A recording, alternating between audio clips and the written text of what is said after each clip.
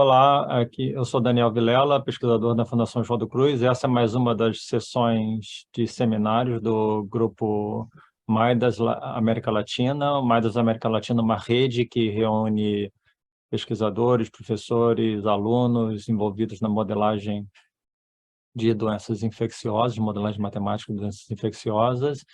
E hoje eu tenho mais uma pessoa convidada aqui para apresentar um trabalho muito interessante, é a Cláudia, Cláudia Maza, que é professora da Universidade Federal Rural do Rio de Janeiro.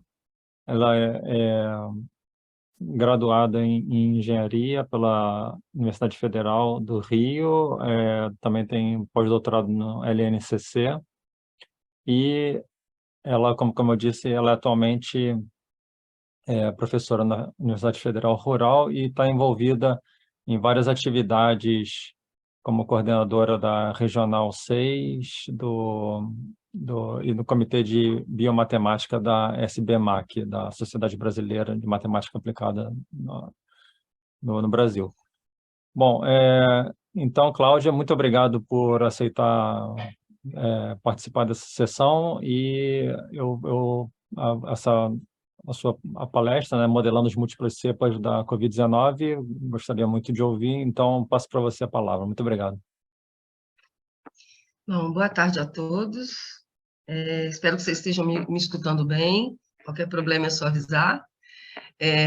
Então, primeiramente, assim, agradeço muito, né, os membros da rede, em particular Daniel, pelo convite, e espero que vocês gostem dessa ideia. Eu procurei não trazer um tema muito complexo, na verdade, eu trouxe uma experiência nossa, mas muito mais com o objetivo de também conversar a respeito dessa história toda que foi modelar a Covid-19 e dos desafios que a gente tem daqui para frente. Então, procurei não fazer uma coisa muito longa e nem muito rebuscada. Então, espero que a gente consiga acompanhar, né, e colaborar até, né? Interessante ouvir um pouco vocês também. Vou compartilhar minha telinha. Espero que vocês já estejam vendo. Imagino que sim. Sim, está bem aqui. Obrigada. Então, é isso. Esse trabalho, nessa tentativa, né, de modelar as múltiplas cepas da Covid, foi publicado e essa apresentação é muito baseada nessa publicação, né? E que foi o trabalho que a gente fez em colaboração com o Edils, que está lá na Inglaterra, e o Xian, que foi meu bolsista de pós-doc, e a Deise, minha colega do Cefet, que trabalha muito comigo em vários modelos, a gente trabalhou muito com HIV, né? E por isso eu me baseei muito nessa publicação em particular, tá? Bom, mas o que tem aqui, né? O que eu vim falar com vocês, né? Bom, eu não vou me ater aqui a comentar sobre a Covid, vocês já sabem. Na verdade, acho que qualquer pessoa sabe, né? Acho que hoje o cidadão comum é quase especialista também, né? Porque sofreu a doença, né? Então tem muita noção de o que ela é, como pega, tudo isso. Então, nada disso eu vou colocar aqui. E aí, vocês como modeladores sabem tão bem quanto eu, dos desafios que foi trabalhar com isso, né? Modelar uma doença em tempo real, né? A gente começou a trabalhar com isso no momento em que ninguém sabia nada sobre isso, né? Então, todo mundo começou pensando muito em eventuais semelhanças com aquilo que a gente já sabia, né? Então, acho que todo mundo começou com modelos que acreditava que tivesse algo semelhante, né? E nem sempre deu certo, obviamente, até porque a gente não sabia nada sobre a Covid. Ela foi se revelando, né? Os dados foram chegando, e em alguns momentos a gente acertava e outros não, né? O que acho que faz parte da questão da modelagem, né? Ela não tem essa pretensão, né, de acertar sempre, não é isso? Mas a gente se esforça para que isso aconteça, né? Para que a gente consiga, de fato, fazer uma ferramenta preditiva. Então, os desafios eram muitos e as informações eram poucas, né? Mas uma coisa que eu acho que motivou todo mundo era a emergência, né? A gente queria fazer algo, né? Estava todo mundo isolado em casa, queria saber o que poderia fazer com aquilo que a gente conhece, né? Que é a modelagem matemática, no sentido de tentar enfrentar essa doença. Então, nós tivemos algumas frentes de trabalho nessa direção, certo? Nesse momento. Em particular, a gente queria muito trabalhar com essa tentativa de conciliar a imprecisão que estava ali, né, logo no início, né, início de 2020, quando a gente começa a olhar para os modelos de matemática da Covid, né, pouco dado, né, muito dado de fora, que você não sabe até que ponto funciona para cá, né. Depois eles vão chegando, mas tem muita informação conflitante, né, e isso também era desafiador para a gente. Mas a gente, no meio dessa loucura toda, a gente tentou aqui construir uma abordagem para duas informações que chegavam para a gente, chegaram no final de 2020, início de 2021, que poderiam ser interessantes em a gente incluir, né, nas hipóteses dos nossos modelos, que era a reinfecção, né, que até então não se tinha muita certeza se reinfectava ou não, né, se havia perda de imunidade, e a chegada das novas cepas, né? Então, esse trabalho ele vem nesse momento, né? No momento em que a gente percebe que a resposta imune diminui com o tempo, né? Então, era possível a reinfecção, e no momento em que a gente percebe, né, a chegada, né, e a infecção por novas cepas virais, tá? Então, a nossa proposta aqui era essa, né? Trazer um modelo que levasse em consideração essa perda de imunidade. Até então, poucos modelos consideravam. Se você olhar agora publicações mais recentes, lógico que eles vão considerar, mas naquela época não. E assim como eu faria um modelo para as múltiplas cepas. Então, assim, baseado em tudo aquilo que a gente já tinha feito em modelagem, estudado, tinham várias propostas de trabalhar com a questão das múltiplas cepas. A questão toda é, quanto mais elaborado o modelo, mais incerteza eu tenho. Até por conta de eu não conhecer muito sobre os parâmetros. Então, a gente queria um modelo simples. A gente queria fazer um mínimo, né? O mínimo, mas assim, de um modo que eu conseguisse enxergar as múltiplas cepas, né, sendo geradas e a consequência dela na infecção, tá certo? Então, veio a ideia de trabalhar com um modelinho baseado ainda no clássico CI, né? Então, um modelo mais simples possível, né? Com a menor quantidade de parâmetros possível, mas que eu conseguisse representar as múltiplas cepas. E a ideia de incluir o controle ótimo era porque, naquele momento, todos nós vivíamos muito a questão do lockdown, né? Para, não para, quais as consequências sociais, os custos envolvidos nisso, e a gente queria falar um pouco, discutir um pouco essa questão da compensação entre custo, né, e a mitigação da epidemia. Mas como validar isso, né? E aí veio duas possibilidades, que é o que a gente hoje eu vou falar um pouco aqui, que foi a aplicação desse modelo na tentativa de representar o que acontecia em Manaus, mais especificamente no estado todo do Amazonas, né? Mas a gente sabe que Manaus foi fortemente atingida, né? E a ideia de olhar para o estado do Amazonas era justamente tentar ver o que acontece, o que poderia ser explicado, por exemplo, por poucas medidas mitigatórias, né? Ou seja, um olhar frouxo sobre, até das autoridades, da própria sociedade, sobre a importância de você tentar, né, fazer essas medidas para não deixar a Covid avançar. E também, no meio dessa análise, né, veio a possibilidade de tentar aplicar isso no lugar onde isso não ocorresse, que era o caso, por exemplo, da Inglaterra, onde o lockdown foi severo em alguns momentos, e houve grande adesão da população naqueles momentos, e ver se realmente a gente conseguiria representar aquilo, né? Então, esse era o contexto. Então, o nosso objetivo com esse modelo era esse, né? Tentar analisar as várias cepas virais, entrando na modelagem, o efeito que isso teria, né? E o efeito que teria medida de mitigação no meio dessa história toda. Vamos para o modelo matemático. Então, ó, o modelo matemático, vou tentar ser didática aqui, né? Embora eu acho que a maioria de vocês, tenho certeza, né? Pelo público que está aqui, conhece, né, de modelagem matemática, tentou representar, como eu falei, um modelo simples. Então, ele vem inspirado no CEIR mesmo, onde você tem aí os compartimentos para suscetíveis, expostos, infectados e recuperados, sendo que, nesse nosso contexto, vocês vão notar aqui que eu tenho a variação temporal da população total, dos expostos, dos infectados. E aqui para a gente chama de removidos, porque, na verdade, eu considero não só os recuperados, mas aqueles também que vão ficar imunes, né? Recuperados e imunes, né? Mas os suscetíveis são computados aqui como a diferença entre a população total e os que estão nos demais estados, né?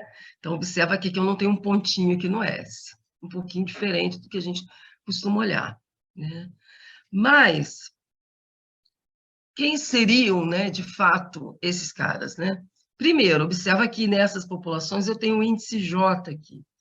Esse índice J surge aí justamente para a gente computar o efeito em cada cepa. Então, eu posso ter N cepas do vírus circulando, e nesse momento, SJ seria o suscetível à cepa J, tá certo? E, claro, né, à medida que a dinâmica vai ocorrendo, né, ou seja, que o sujeito que não tem proteção à cepa J, uma vez em contato com o infectado, ele vai se tornar exposto, né? E a dinâmica vai acontecendo. Antes de seguir, eu queria só destacar essa parcela aqui, que é a parcela que está 1 menos U, né? 1 menos U, beta SI, né? Aqui você tem o contato, né, daquele que está sujeito a pegar, né, a cepa J com alguém infectado pela cepa J, uma certa taxa aqui, né, de infecção. Mas por que 1 menos U? A ideia aqui é que U representasse para a gente, nessa primeira versão do modelo, o efeito da mitigação. Então, veja, eu posso ter aí um valor entre 0 e 1. Se U for 1, olha o que acontece. 1 menos 1, essa parcela vai zerar. E eu estou, na verdade, dizendo para o meu modelo que as medidas de mitigação são 100% eficientes, né? Se é 100% eficiente, ninguém pega a doença, né? Então, na verdade, a parcela de contato zera no modelo. Por outro lado, se U é 0, é porque nada foi feito, né? Eu tenho completa ausência das intervenções não farmacêuticas, por exemplo. Não tem lockdown, tem nada. Deixei a doença solta. Então, de fato, é uma situação onde não tenho nenhum controle, vou chamar aqui nesse sentido de controle. Então, eu passo a ter aquele modelo clássico, né, de contato entre suscetíveis e infectados, com a única diferença é que eu estou fazendo isso cepa a cepa. E a situação mais frequente, mais comum, é a gente estar com 1 entre 0 e 1, alguma coisa parcialmente eficaz aí para limitar a propagação da doença, né? Tá certo? Então, isso é uma coisa um pouquinho diferente que entra aqui. Bom, então, à medida que você tem a infecção, né, fica exposto a ela, depois do seu período de latência, na verdade, você passa, né, a ser considerado infeccioso, passa ao compartimento I, né? E após algum momento também, você pode tanto vir a óbito, né, por uma taxa de mortalidade, quanto se recuperar e passar ao compartimento R, né? E aí sim entra a questão da perda de imunidade, e aí você observa aqui que a variação temporal, né, o pontinho aqui é a variação temporal, né, derivada de R em T, né? É que você tem aí uma certa parte dessa população recuperada que vai, aos poucos, né, perder a imunidade a cepa J e se tornar suscetível a ela novamente, né? Bom, essa evolução, então, temporal, né, da população total, ela vai ser sempre que vai descontando aqueles que estão saindo da população. E como a gente não fez rodadas, né, não fez análises com um tempo muito longo, nós optamos por não incluir a parte demográfica. Então, a gente não considera no modelo nascimentos, migração, morte por outros fatores, etc., né? A gente fez dados a curto prazo, né? E que não valia a pena complicar aqui o modelo, certo? Bom, então, esses indivíduos suscetíveis a CPJ, né? Podem pegar a doença, né? E podem pegar as demais, né? Tá certo? Dependendo aqui de quantas cepas eu vou considerar, né? Até quando vai N aqui na minha solução, tá certo? Bom, novamente, tem um monte de efeito que eu poderia estar considerando aí e que optamos por não incluir, justamente pela simplicidade e para não trazer todas as incertezas que os parâmetros a mais trariam. Você observa que grande parte desses parâmetros aí, eles são simplesmente inverso de tempo, né? Inverso de tempo de recuperação, não é isso? Por exemplo, né? Então, são valores assim que não trazem tanto problema em termos de precisão, embora a nossa análise não seja tão... Não pode ser considerada qualitativa, mas quantitativa, mas muito mais qualitativa, por conta dos dados que a gente tinha na época que a gente fez a análise, né? Mas eu poderia ter expandido isso facilmente. Poderia ter considerado, por exemplo, infectados em estado grave, hospitalizados. Alguns modelos fazem isso, né? Eu poderia ter separado o grupo de infectados sintomáticos dos assintomáticos.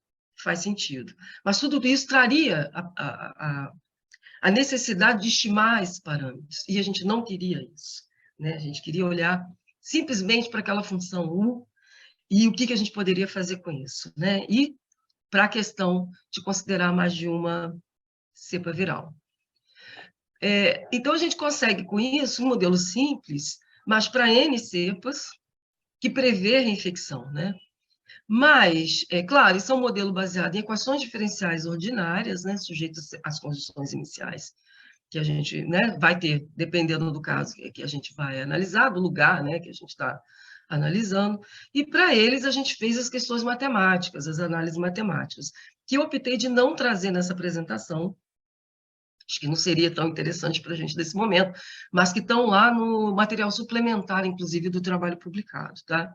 Então, a gente analisou o equilíbrio das populações, a estabilidade do sistema, e, consequentemente, a gente chega no número de reprodução, né? A gente chega numa expressão, né, para o R0, tá certo? Para o modelo que a gente propôs. Bom, então, nossa primeira tentativa era entender o que acontecia no estado do Amazonas, e a nossa aposta era de que o modelo talvez reproduzisse com alguma semelhança, né, ou com alguma qualidade, esse fenômeno, partindo da seguinte ideia, de que provavelmente as medidas mitigatórias lá não eram nada eficientes. Então, quando a gente faz o primeiro teste aqui para o estado do Amazonas, a gente zerou U, tá certo? Então, a gente fez um modelo com surgimento de cepas, mas sem controle nenhum. Então, vamos entender que aquilo que a gente poderia ter feito, ou as autoridades poderiam ter solicitado da população, não foram realizadas, né? Que, de fato, muito pouco parecia ter sido feito naquela época, né?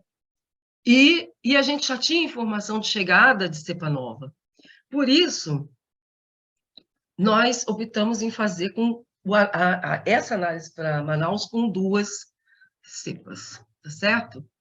Então, a gente tem aqui esse gráfico, onde eu apresento expostos infectados, removidos suscetíveis e a população total. Mas observa aqui que meu interesse nesse momento, né, é mais da comparação do que acontecia em termos de infecção para a primeira e para o surgimento da segunda cepa, que nós consideramos que ocorreu 6 meses após o início da epidemia, né? Então, foi uma primeira hipótese de modelagem mesmo. Então, supondo que ela foi chegando aqui para a gente 6 meses depois do início da pandemia, como é que seria essa dinâmica? Será que fica razoavelmente semelhante com o que foi observado? Então, a gente percebe aqui, ó, que, de fato, parece que é o que poderia ter acontecido realmente no estado do Amazonas. Chegada de uma segunda cepa, no momento em que não havia nada controlando a doença. Observa aqui que essa curvinha azul aqui, clara, seria a dinâmica de infectados pela cepa 1, tá certo? E ela tende a dar uma estabilizada aqui depois. Quando? Quando você, 180 dias depois, começa aqui, ó, a pontilhadinha, que seria a dinâmica de infecção da cepa 2, tá?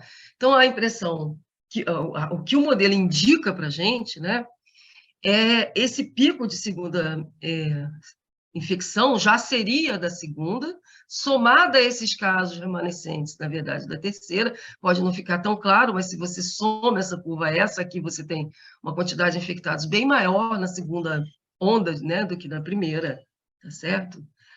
E é interessante também ver que a população que já passou pela experiência removida, né, ela tende, né, a remover essa curva aqui. Eu vou destacar, porque não sei se na hora da gente olhar para a tela as cores ficaram assim tão evidentes, né?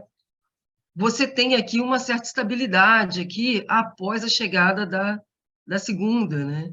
Isso bate um pouco com o que estava sendo reportado na literatura, né? Quando eles falavam em termos de 52,5%, né, de prevalência de anticorpos, e, de fato, a estabilidade aqui está em torno aqui de 0,5 aqui, né, de 50% da população, tá certo? Bom, dá para perceber também que, como a gente usou características semelhantes para a doença, tanto numa cepa como na outra, esse modelo não distingue se ela é mais infecciosa, se ela é mais difícil de tratar, nada disso, né? Então, ele é um pouco, a segunda onda é um pouco um retrato da primeira onda atrasada nesse sentido, né? Se você olhar separadamente o efeito de uma cepa e da outra. Mas como efeitos se somam, porque o número de infectados, né, de uma e de outra naquele momento é grande, né? A chegada da segunda aumenta a carga do sistema, né? E é isso que vai fazer com que meu sistema de saúde entre em colapso, tá certo? Porque o número de casos aumenta muito conforme as cepas vão chegando. Tenho certeza que vocês sabem disso tudo. A questão é, o modelo matemático tá fornecendo essa informação, né? O que para a gente era muito interessante, porque muitas vezes o nosso colega profissional da epidemiologia já sabe o que acontece e fala e defende. Mas o modelo matemático, ele vem de encontro a isso, dando a ele mais uma prova, né? Mais um argumento nessa defesa.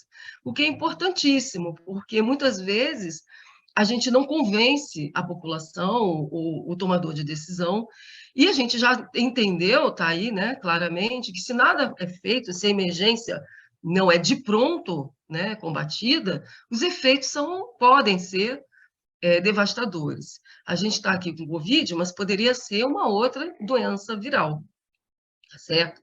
Então, eu trago muito essas reflexões aqui na minha apresentação, porque a Covid está aí já entrando num outro estágio, né?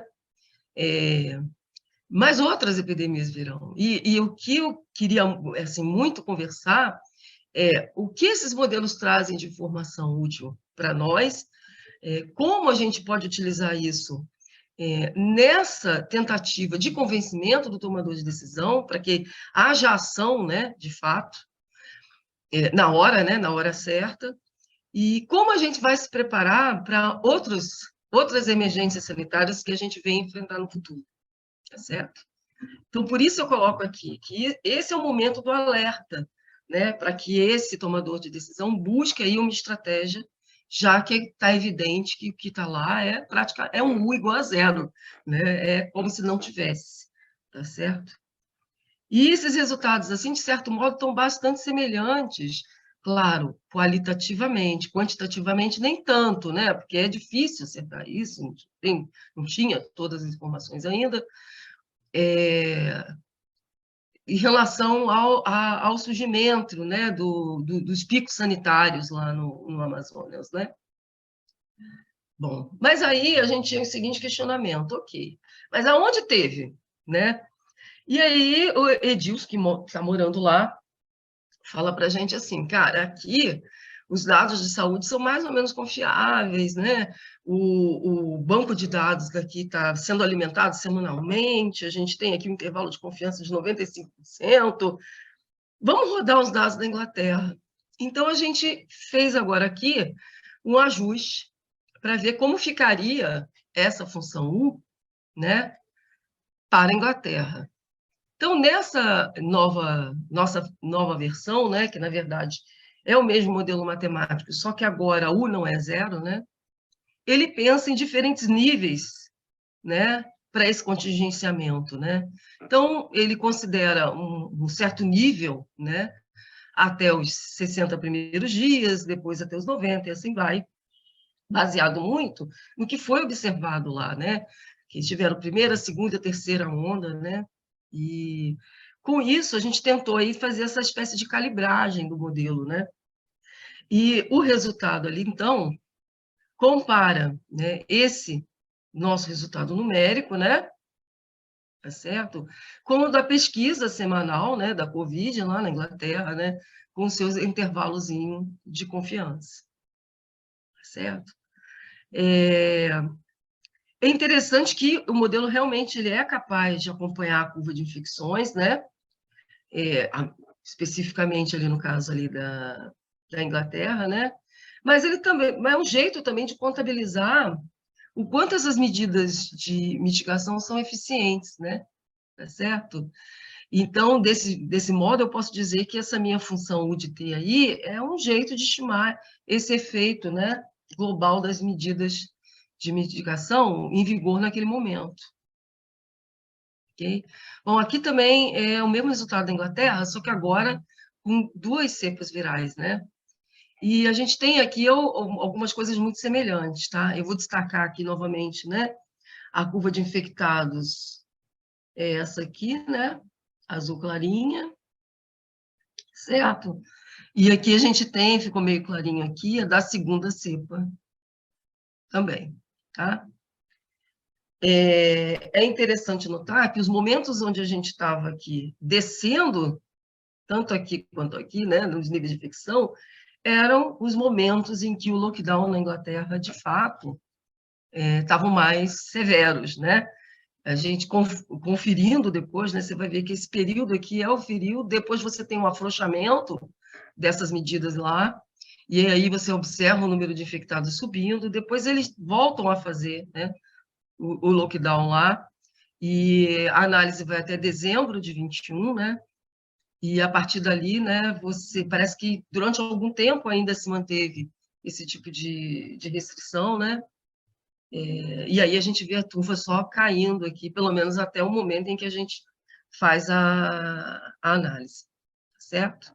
Então, a gente tem 2 aumentos acentuados, né, que vieram depois com essa queda, porque no momento em que tinham um mais acentuado, eles instauravam ali um lockdown, né, e aí você tinha descida de casos, tá certo? Bom, mas aí a gente também queria olhar um pouquinho mais esse prazo de intervenção, né, e ver o que acontece, e veio a ideia de modificar o modelo para incluir o controle ótimo. Mas o que você quer controlar, na verdade? Né? Você quer que não tenha tanta gente doente e, consequentemente, que venha a óbito. E, ao mesmo tempo, você quer fazer aí um certo balanço ali entre o custo, né, o prejuízo que é você ter que impor certas medidas à população. Então, observa que esse modelo já é um pouco diferente do outro, né? É uma versão do outro, né? Onde aqui você tem aqui um sistema de 5 equações diferenciais ordinárias, são acopladas, né? Onde você também tem aqui a função U menos U aqui no meu contato, né? Tanto para o sujeito suscetível e, claro, para o exposto. Então, a gente modificou um pouquinho o modelo, de modo que aí eu consiga enxergar, de fato, a ação daquele controle. Tá? E eu vou fazer isso por teoria de controle ótimo mesmo. Ou seja, eu vou criar uma função custo, essa função custo aí, que nós propomos, né? Ela é tal que, se U for 0, eu não tenho lockdown, e se U for 1, é porque está tudo fechado, lockdown total, tá certo? A gente optou por fazer isso através de uma função exponencial. A ideia do exponencial é porque a gente sabe que qualquer medida que a gente venha tomar, além das normais, aí, tem custo muito elevado, né? Então, qualquer coisa que você faça, quanto mais você faz, mais caro é, né? Você impor esse tipo de restrição à população. E aí, então, o que a gente vai tentar controlar aqui é tamanho, né? O tamanho da população e a diminuição dessa necessidade de controle, né? Diminuição do U. Então, toda vez que o U aumenta, né? Nesse funcional que nós vamos criar aí, aumenta também o número de infecções e de mortes, né? Então, e menos mortes a gente sabe que implica no aumento da população, né? E com isso ele realimenta esse funcional, tá?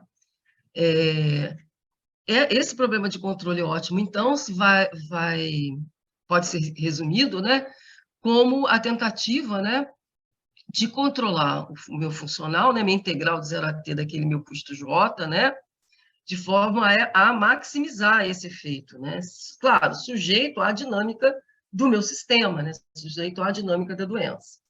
Então, eu não vou aqui dar uma aula de controle, né, nem é a minha especialidade, mas para resolver o problema de controle, a gente usou um método clássico, que era o princípio máximo de Pontryagin, né? Ou Pontryagin, na verdade, né? Falei errado.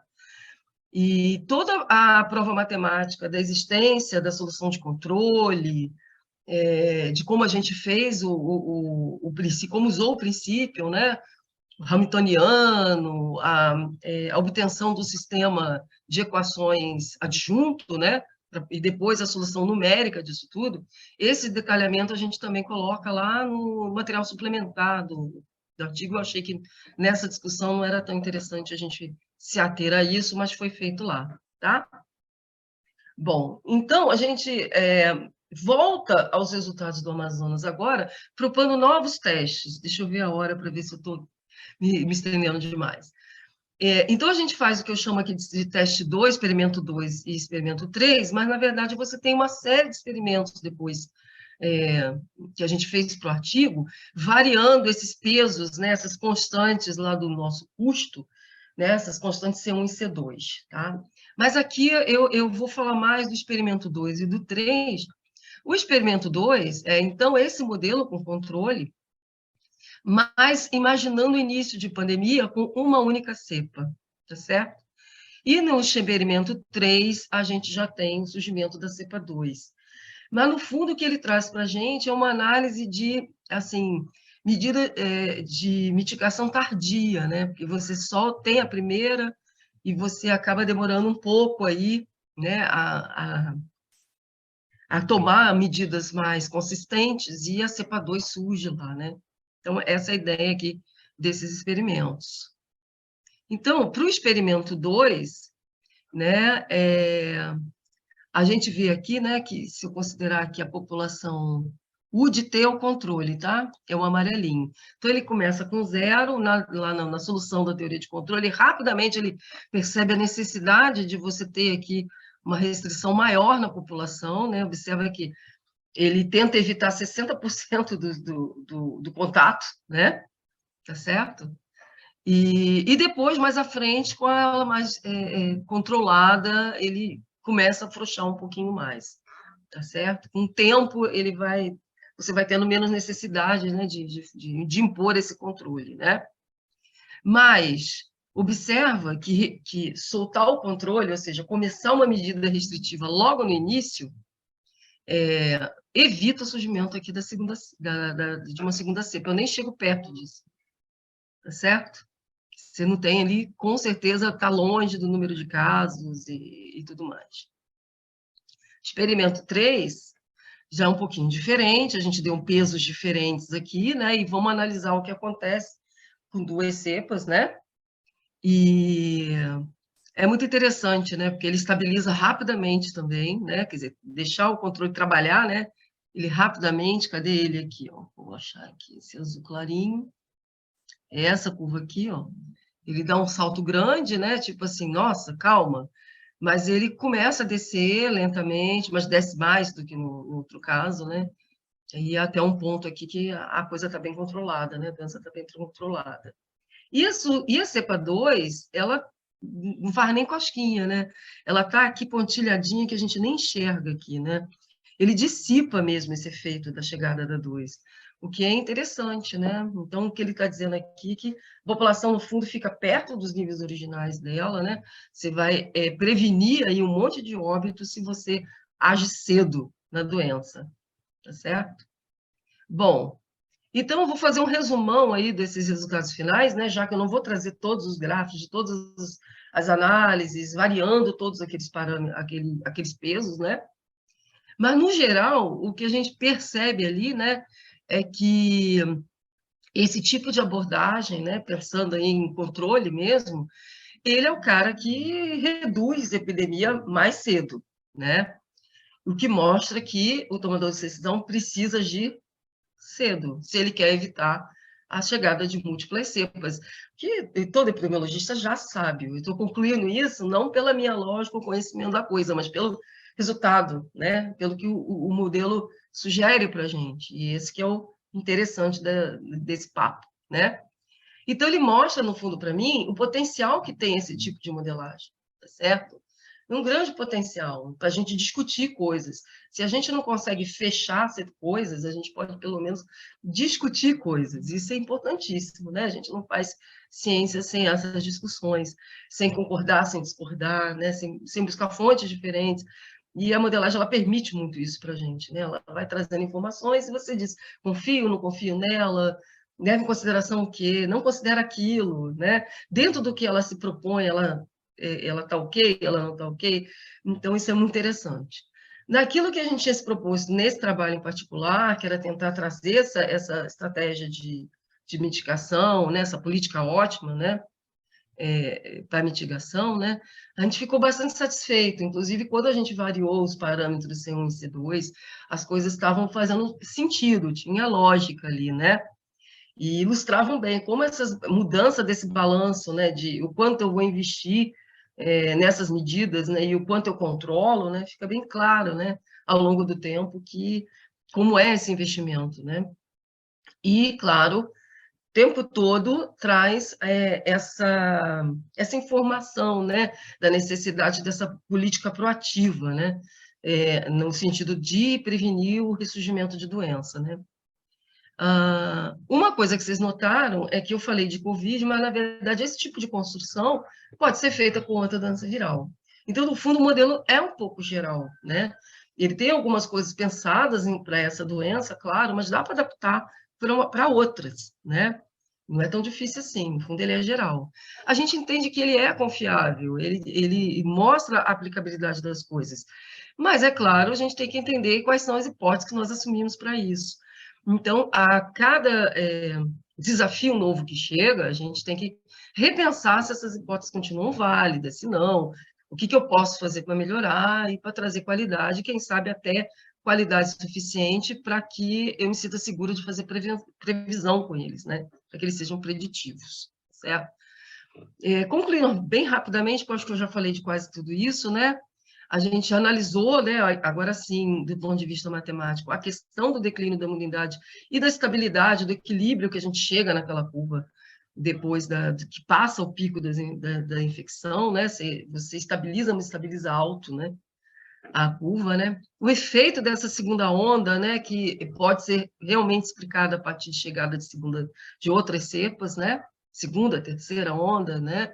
Em particular, no estado do Amazonas, está bem consistente com essa história, né? Então, o modelo dá para a gente essa ideia de que talvez realmente tenha sido isso que ocorreu lá, né?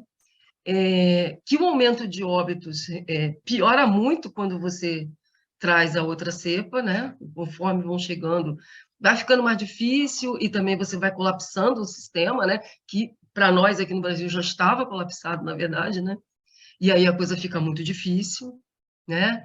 E que essas coisas todas, né, precisam de ação imediata, mas principalmente a gente tem que achar um caminho para que esse tipo de análise, de fato, informe, né, essas pessoas que têm o poder de tomar as atitudes lá, né, sejam elas através do lockdown ou de outras medidas, né, certo?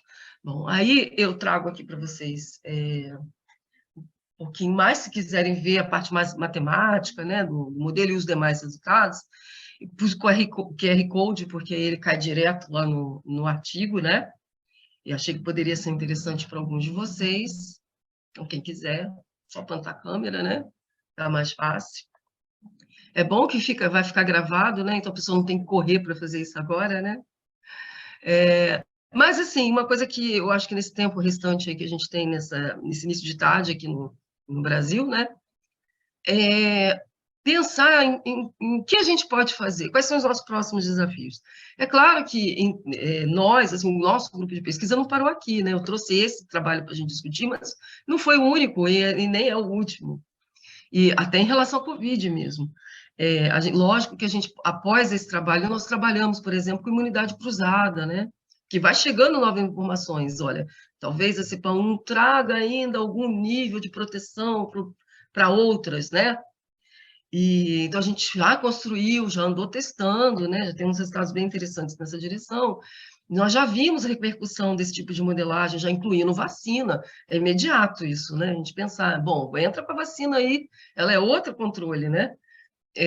Vamos lá, ela entra como uma função, ela entra como um compartimento, já vimos versões diferentes, mas interessantíssimas também. Então, isso tudo já caminha, é normal e continua caminhando, e a gente continua vendo publicações muito interessantes que partem desse princípio de modelos matemáticos com base em equações diferenciais ordinárias, como é o caso aqui do que eu mostrei. Mas as perguntas que eu trago são muitas, na verdade, né? Mas eu me detive aqui em 3, assim, né? Que é o que eu aprendi com isso, né? O que eu aprendi com isso, né? O que eu aprendi foi útil, né? Alguém usou, alguém tem notícia de ver a utilização desse tipo de modelagem na prática, né? E a gente consegue explicar coisas, explicar o que ocorreu, confrontar com dados, isso a gente faz. Mas eu acho que seria muito interessante que ele realmente virasse ferramentas na tomada de decisão, né? E como é que nós vamos nos preparar para o que vem pela frente? Né? Será que nós vamos levar, o que nós vamos levar dessa experiência toda? De modelar em tempo real a Covid para o que vem pela frente. Então, eu deixo assim, o final da minha apresentação com muito mais interrogação do que afirmação, tá certo? E, assim, estou finalizando mesmo, viu, Daniel? Para dar tempo para as pessoas, né? Eu só vou assim, pedir licença para fazer propaganda, né? Dizer que a gente tem organizado o encontro de biomatemática, né? Que é o ENC Biomat, né? Que tem virado assim um encontro das pessoas que trabalham com modelagem em biologia, ecologia, né? E essa é a 5ª edição e que vai ocorrer agora de 23 a 26 de maio e vai ser no Cefet, lá em Belo Horizonte, né? Daniel participou da última, né, que foi aqui no Cefet Rio, ano passado, nos brindou aí com uma palestra. O próximo encontro, então, vai ser em Belo Horizonte, agora em maio. E a ideia é que ele ocorra bianualmente, ou seja, um ano a gente faz o encontro nacional e no outro ano a gente faz o Solabima, né? Tá certo? Que é o latino-americano, né? Isso para o pessoal da área de modelagem ter oportunidade de participar dos dois. Preciso fazer propaganda do nosso comitê temático de biomatemática, né, da Sociedade Brasileira de Matemática Aplicada e Computacional. O comitê temático fez 10 anos em 2022, a gente tem trabalhado bastante, e no próximo CNEMAC, que é o Congresso Nacional de Matemática Aplicada e Computacional, que vai ocorrer em Bonito, Mato Grosso do Sul, em setembro próximo, nós temos ali uma sessão temática, né, só da biomatemática ocorrendo no Congresso, com trabalhos de Covid e outros desafios, né? Agora, muita gente está novamente incomodado com o Aedes aegypti, né? Com a dengue, né? Então, tem vários trabalhos com essa parte, e também com a parte mais ecológica, né? Que também entra aqui, que tem tudo a ver, a gente vai estar lá em Bonito falando disso. Então, convido vocês a participar, né, do comitê temático, nem precisa ser sócio da SBMAC para participar, é muito simples, é só um cadastro para que a gente tenha o e-mail e possa divulgar as ações, inclusive a gente pode divulgar as ações da rede aqui também, tá? Eu me sinto na obrigação sempre de fazer propaganda do Comitê de Mulheres da SBMAC, O Comitê de Mulheres que foi criado não tem tanto tempo assim, mas que está sendo muito atuante. É importante que a gente dê destaque às mulheres da área, às mulheres da biomatemática. Muita gente recorre, inclusive, ao comitê quando organiza eventos e quer indicação, por exemplo, de nome de pessoas que atuam em determinadas áreas e que não sabe que tem mulheres que atuam, e aí acaba sendo uma programação exclusivamente masculina, né? Então, para evitar isso tudo, é muito interessante que a gente tenha em mente a importância da valorização das mulheres da área, até para atrair as meninas para a área, né? Então, que a gente possa ter uma sala de aula, daqui a pouco, nos nossos cursos de matemática aplicada, nos nossos mestrados, doutorados, um pouquinho mais plural, né, do que ocorre até hoje. Em agradecimento aí ao meu grupo de pesquisa, né, eu trouxe o contato de todo mundo, né, então tem e-mail dos 4, né, meu, do Edilson, da Deise e do Chan, e a gente ficaria honrado aí com o contato de vocês, né, para dúvidas, bate-papo, troca de experiência, eu acho que é muito positivo, então vamos manter contato, né, então, trouxe aí o contato, e é isso, gente, eu só agradeço aí pelo convite. Tá ótimo, Cláudia. Muito obrigado, muito interessante. Parabéns pelo comprometimento em estar envolvido em tantas atividades, esses eventos, né, que acho que permitem difundir conhecimento. Vocês podem sinalizar se tiverem perguntas, ou levantar a mão, ou mandar pergunta pelo chat. A gente ainda tem mais uns minutinhos, dá para ter algumas perguntas. Eu vou perguntar, assim,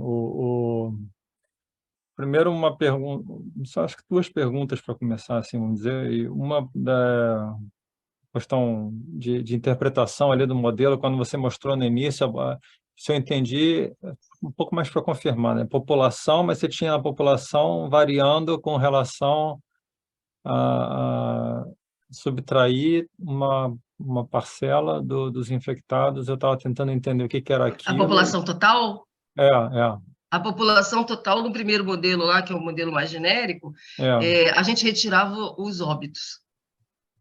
Então é isso, tá certo. Óbitos Entendi. pela Covid, no caso, né? Por isso que tinha Óbitos uma pela Covid. parcela, né, Tinha. dos Aí infectados. ele saía da população total, entendeu? Entendi, entendi. E ali quando você tinha acho que nos recuperados tinha um parâmetro delta, e eu fiquei na dúvida se aquilo era de pessoas que estavam imunes em um primeiro momento, mas elas podiam retornar para Podiam ir poder depois perdendo ficarem suscetíveis, perdendo, né, de para ficar novo a suscetíveis mesma para uma cepa. outra mesma cepa. Mas com Aquela era relação uma a outras cepas, não tinha imunidade cruzada, não. Não, nesse não. Hum, Nesse não. E isso é uma coisa que a gente já trabalhou num outro modelinho também, que ainda não saiu a publicação. Mas a gente já tentou botar uma cruzada ali também, né? Não é tão entendi, difícil, entendi. né? Aham, tá. Ótimo, E são perfeito. é isso, sabe? Eu quis fazer o primeiro, né? Para a gente poder discutir mais simples, assim, mas a gente tem. Sim, sim. Mas é bem interessante colocar cruzada. É tão interessante essa história, né, de você considerar que ainda tem ali esse efeito, né? Que o Xian está tentando fazer isso com a dengue, né? Hum, A cruzada com dengue tipo 1, 2, 3, né? E tá começando a dar certo lá o modelinho dele lá. Vamos ver se sai alguma coisa legal lá, né? Mas a ideia veio a partir da Covid. Por isso eu aham, trago essa história certo. do que eu aprendo com isso, né? Porque, na Uhum. verdade, as outras coisas vão surgindo e você diz, poxa, mas isso aqui também tem, né? E por que a gente fez aquele modelinho com aquele somatório lá? De onde saiu aquilo? A inspiração ali foram os modelos de HIV, né? Os modelos de HIV tem alguma série de modelos, não me lembro, não sei se é do Perelson, posso mandar essas referências que já Eu já vi. trabalhavam, não é? Com aquele tipo de modo, né? De tentar gerar o efeito de uma, o efeito de duas também para HIV. E foi dali que a gente também pensou a respeito ali, que a gente podia levar essa ideia para dentro do contexto da Covid, né? Então, o modo fica diferente um pouquinho, mas um pouquinho nada, um pocão, né? Para a gente foi muito interessante ali trabalhar com a questão do controle, né? O controle traz muita informação. Dá trabalho, né? Porque tem a questão da implementação, a parte computacional, né? que eu não quis abordar aqui, mas traz bastante informação, porque você vai variando aquilo ali e vai percebendo, né? Vai variando aqueles pesos e vai percebendo, né? Esse balanço, né? De prejuízo, entre aspas, prejuízo e lucro, né? Tá certo? Entre eu proteger mais gente, né? E investir mais, né? Tá certo? Então, acho que Certo. são análises muito interessantes, muito ricas você ir por esse caminho também. A gente tem alguma pergunta? Oi, Cláudia, aqui é o Lucas, tudo Oi, bem? tudo. Obrigado aí pela tua apresentação, muito legal, muito didática. Tem duas perguntas. Primeiro, uma curiosidade, a segunda é só uma confirmação, mas na linha de um comentário que o Daniel fez. Primeira curiosidade é se vocês já chegaram a pensar nesse U como um forçante que dependa de alguns dados, né? Pelo menos nos Estados Unidos, o pessoal tem uns índices, né, que eles chamam de stringency index, né?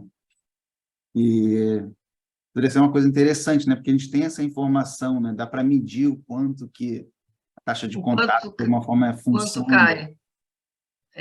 Dá para criar uma função ali, né? E se ele podia ser Uhum. uma função dos dados, né? Se teria um modelo forçado com os dados por esses índices. Mas eu fiquei curioso se você já tinha tentado alguma coisa. Não fiz, mas dá para fazer sim. Entendi o que você está falando, dá sim.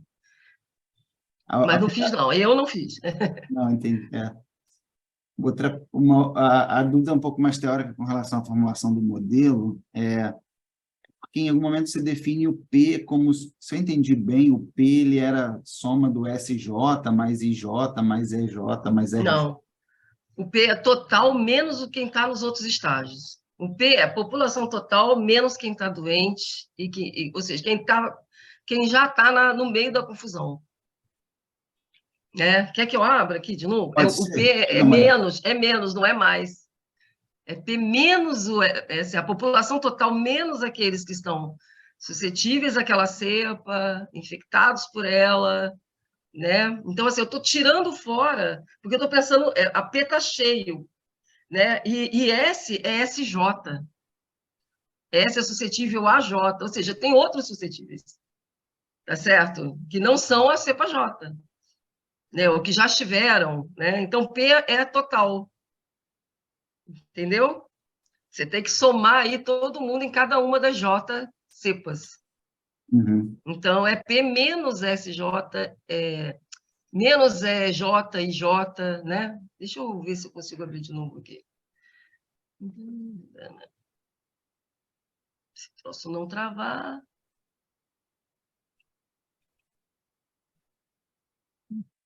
A gente tem uns Eu 2 falei S. minutinhos aí. Não, eu acho que dá tempo. Pelo menos de responder essa dele, né? Só tem que voltar aqui e compartilhar de novo. Eu estava querendo te mostrar sem compartilhar, e ficava difícil. Aqui, ó. Olha, P é a população total, então todo mundo está aqui dentro. A variação dela, só quem não está dentro da população total é quem morreu. Tá certo? Tá. Então, os suscetíveis são quem? Todo mundo, menos quem está com a doença. Né? Ou seja, quem está imune ou que... Então, observa que isso aqui não é S ponto, não, é S. Se você jogar o EJ, IJ ou RJ por outro lado, aí fica P igual a SJ mais EJ mais IJ mais RJ, né? Você vai somando tudo aqui dentro. Foi um jeito compacto de escrever, realmente, é isso. Tá certo? Então, não era P, talvez você tenha entendido que o P estava aqui, né? É isso? Eu imaginei que o P seria um somatório em J, né, de alguma forma. Mas assim, eu simplesmente descontei quem não está nele, fiz o contrário, pensei o contrário. A gente tirou quem não está na população total, né? E que esse P aqui não é PJ, é P total. Tem todo mundo lá dentro. Espero que tenha melhorado aí teu entendimento.